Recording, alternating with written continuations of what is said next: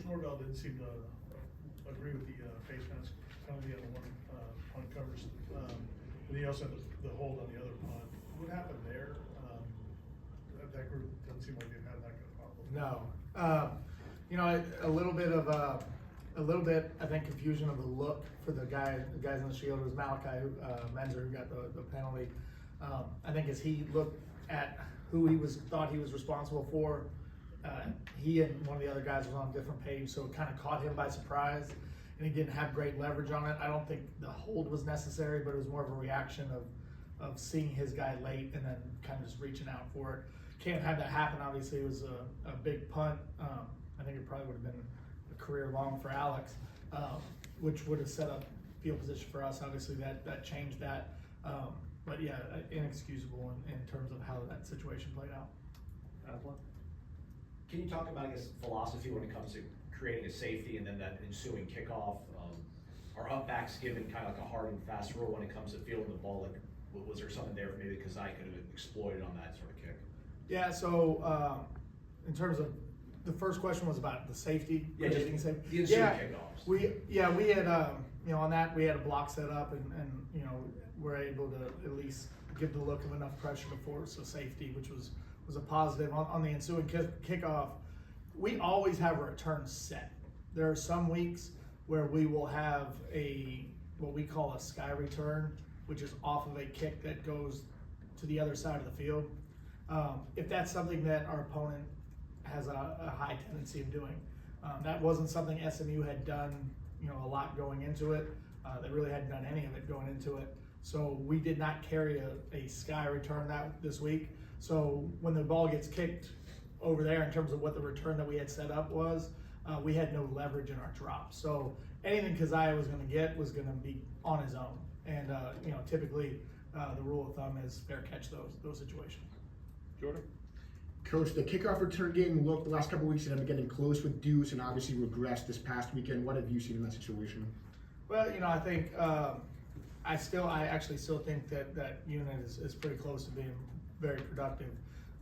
But you know, like on a kickoff return, typically it comes down to everybody getting their block, and we've gotten to the place where, you know, we'll put on the film and there's 9 or there's 10 guys that all are in the right place, and one guy gets beaten, and that's what happens, you know. But I think we're a lot closer than people probably realize in terms of breaking one with that unit, and given the right opportunity and great execution, we will.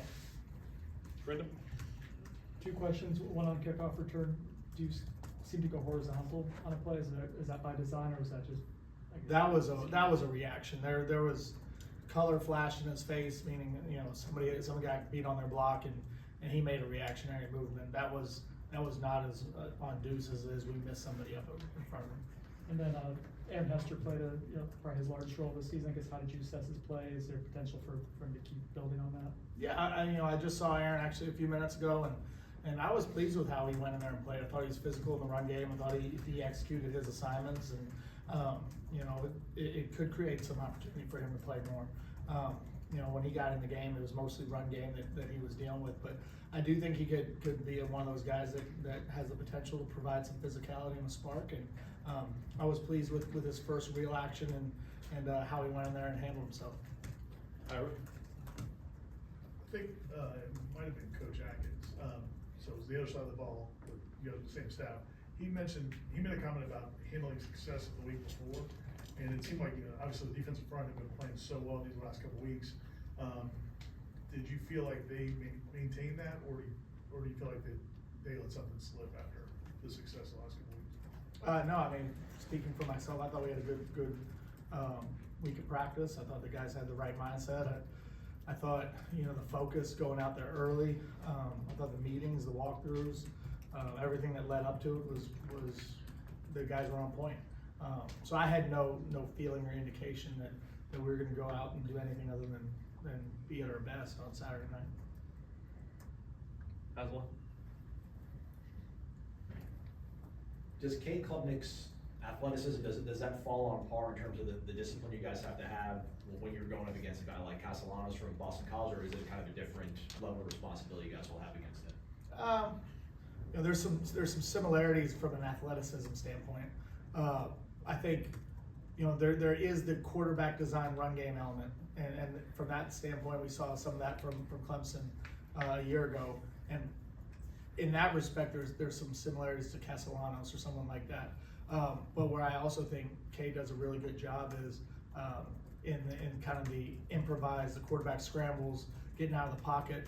You know, because they do have so many routes that go down the field, that does create space. So there's a lot of responsibility on the defensive front to make sure that we're very disciplined on our rush lanes and that we're able to keep him in the pocket and limit any scramble opportunities.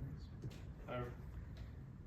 Also, just kind of from a big picture standpoint, when the team is struggling, the way this team is struggling, do you spend more time like watching guys to see how they're responding and their approach to meetings, or has that been a concern at all?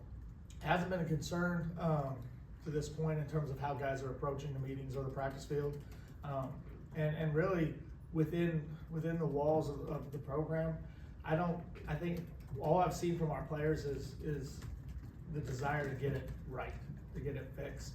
You know, there has been nothing that I've witnessed that is negative, or I haven't heard guys talking about other position groups or other sides of ball or whatever the case might be. None of that has showed up. And, you know, obviously you're always on guard to make sure that you stay unified and you stay together. But our guys have come to work. Yesterday they came back to work. I think they want to get it fixed more than anybody, you know, and, you know, that I think they understand that the only way to do that is continued work and continued improvement. And, you know, that's what we're going to go set out to do this week. All good? Okay, thanks, Doug. Thanks, Joe. Thank you.